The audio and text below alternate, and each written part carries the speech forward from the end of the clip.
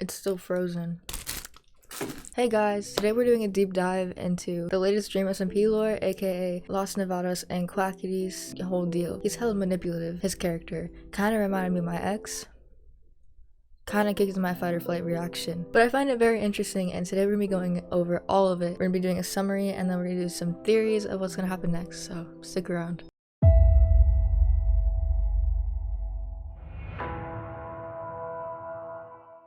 Basically, this whole chapter kind of consists of Quackity trying to recruit people. These people involve Foolish, Purpled, Fundy, and possibly Wilbur. The way he tries to persuade them is kind of questionable. We start with Quackity visiting Dream to threaten him, as per usual, so that way he can finally find out what the point of the mask is. That's what the point of the mask is. Just kidding, he didn't actually say that. He says he doesn't care about the revival book anymore, which is kind of surprising because before that was like the only thing he was after, and it kind of feels like he's power hungry now and he wants revenge. Basically, he wants to kill Technoblade, and the way he wants to pull this off is he wants to get Dream to write a note to Technoblade telling him to visit him. At first, Dream refuses, but then after some encouragement, he finally writes the note. And Quackity says he won't visit him for a week. I find that interesting because what's gonna happen in that week? We don't know. Okay, so we see this interlude kind of scene.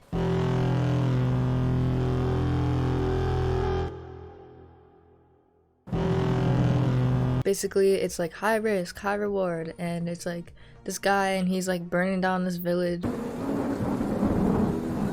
massacring a bunch of innocent people or something like that. But it's later confirmed to be Foolish. After the scene, it cuts again, and then Quackity is with Sam in his little restaurant in Los Nevados, and then Quackity pitches his ideas for who he wants to recruit to join his country. But he pitches the idea of Foolish joining to Sam, and then Sam's like, I don't think that's a good idea, and then Quackity's like, why? And then he's like, he killed a lot of people by accident once. And Quackity goes to visit Foolish to ask him. Quackity, hello, didn't mean to keep you waiting. Hey, how you doing, man? He kindly greets him and then extends his invitation for him to join Los Nevados.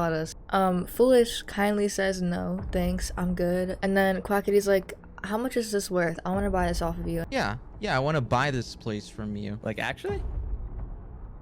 Yeah. And then Foolish starts counting, you know, trying to calculate how much it's worth.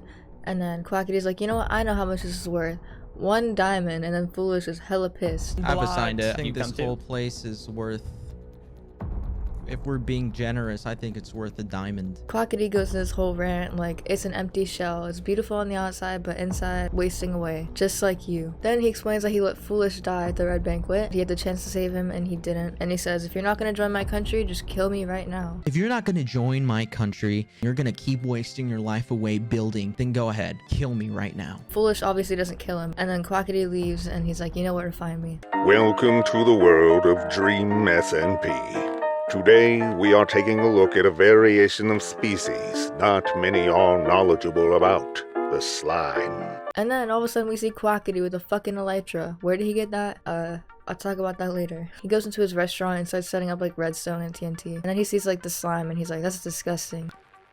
Oh my god, this place is fucking disgusting. This is why I'm gonna kill him. I don't really know who he's gonna kill. I think it's the chef. I think that'd be funny. It turns out the slime is Charlie. He can morph just as we saw in the slime bit earlier. Quackity like knocks him out and interrogates him. He's like, who are you? Blah blah blah. And then Charlie's like, dab me up. Dap me up. Shut the fuck up! Quackity then finds out he can use him as a spy to figure things out, go undercover, all that jazz. Then cut, and then it says 1 week before the Red Banquet. Quackity's trying to explain to Sam that he wants to find Purpled and persuade him to join Los Nevados. Sam is like, I don't even know where that guy is. He might be dead for all we know. He has an idea for how he's gonna lure Purpled in. Basically, his idea is to set up TNT inside of Purpled's UFO to get Purpled's attention, and it works. As he's setting up the TNT, Purpled joins the game. He's like, what the hell are you doing, big man? He's like, what do you want? The entire place is empty. Relax. It's so dumb. Fuck. Sam. He offers Purpled a job to get rid of the egg with him, and he'll pay him a lot of money. They complete the job, and then Purpled comes for his payment. Quackity gives it to him, and then he's like, I have something else for you. And he goes downstairs. I swear to God, I was fucking quaking at this moment. There's your payment. Great, thank you. Everything's in order? Everything Yep, good? everything's there. Wait up here. I have something else for you. Let me get it for Okay. you. All right. And What the fuck? What? He goes downstairs, he presses this lever, and bombs away. His whole UFO exploded. Quackity tells Purple that his legacy is gone, he has nothing else to be remembered by, basically manipulating him into joining Los Nevadas. He gives the same offer, you know, you can kill me or you can join me. Purple just fucking leaves, and then Quackity's like, you know where to find me. And then we see Fundy, he goes to sleep and he wakes up and his house is like in a completely different area. This scene was kind of confusing. You can get the general gist of it. I'll try to explain it as best I can. It's basically a nightmare. He goes outside, his house is in a completely different area, and he's like, not again. Quackity shows up outside his door. They like take a tour down memory lane, and then Quackity is like, these things, you know, they're great memories, but they don't really matter. You don't matter. And like, shit, this came out of nowhere. Quackity tells Fundy that if he joins him, that he can help him, and then he starts counting down. He says you have 10 seconds to decide. And then Fundy wakes up at the end of the countdown. He goes outside, his house isn't in a random place anymore, so that's pretty good. But Quackity is there once again. And then cut. The scene ends. The last scene is Wilbur opening a chest that says for Wilbur. It's from Wilbur's point of view. There's a book inside and it's from Quackity and it says, my dearest friend Wilbur, you were right all along and I won't make the same mistakes twice. What the hell does this mean? I mean, I don't fucking know. And then it ends with Wilbur walking around Las Nevadas, looking around, and then he meets up with Quackity. That's fucking it. It's a lot to consume, but I'm gonna try to break it down for you best I can. So what the hell does this mean for Los Nevadas and the rest of the SMP? Because I can really smell a war coming. I don't know about you. I don't have confirmations about this, but I have a lot of theories and a lot of questions. First of all, what does Quackity want with Wilbur? Quackity's note is clear that he wants help with whatever he's doing, but he didn't extend an invitation to Wilbur specifically to join Los Nevadas. He didn't say, can you join Los Nevadas? But because Wilbur is power hungry and isn't part of any country right now, I'm assuming that if Quackity extends an offer, Wilbur will take it. I can see that happening in the future for sure. One of my biggest questions is how the hell did Quackity get his elytra? Like, what?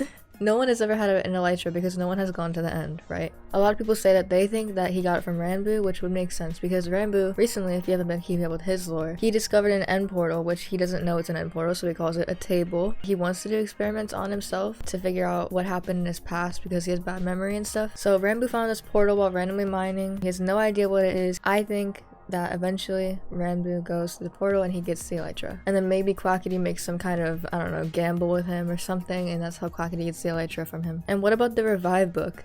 Because Quackity was so set on this revive book, he was 100% confident that he was going to get it from Dream, and now he doesn't even care about it anymore, and it seems we have to wait a lot longer than expected to find out what secrets the revival book holds, because it seems that killing Techno is way more important to Quackity than actually finding out the secrets to life and death. Crazy. His emotions got the best of him, that's what I think. Another big one is what is to come of Charlie, because the fact that he can morph into objects is fucking huge. Like, he can literally spy on anyone he wants to. Is Quackity even capable of killing Technoblade? Like, yeah, he's gonna get Technoblade, he's probably gonna chop him or something, but we all know that Technoblade is really good at PvP. If Quackity loses his last cannon life, this could send things spiraling, but if Quackity kills Technoblade, this could fuel Quackity's ego and make things maybe even more interesting. Overall, I think the Dream SMP lore is about to go down a really dark path. If someone doesn't step in and put Quackity's thirst for power to an end, it's bound to get messy. And I honestly think that Quackity is becoming way worse than Dream. Let me know your theories and opinions in the comments, and I might even put them in my next video. I hope you liked it. Oh, and make sure to subscribe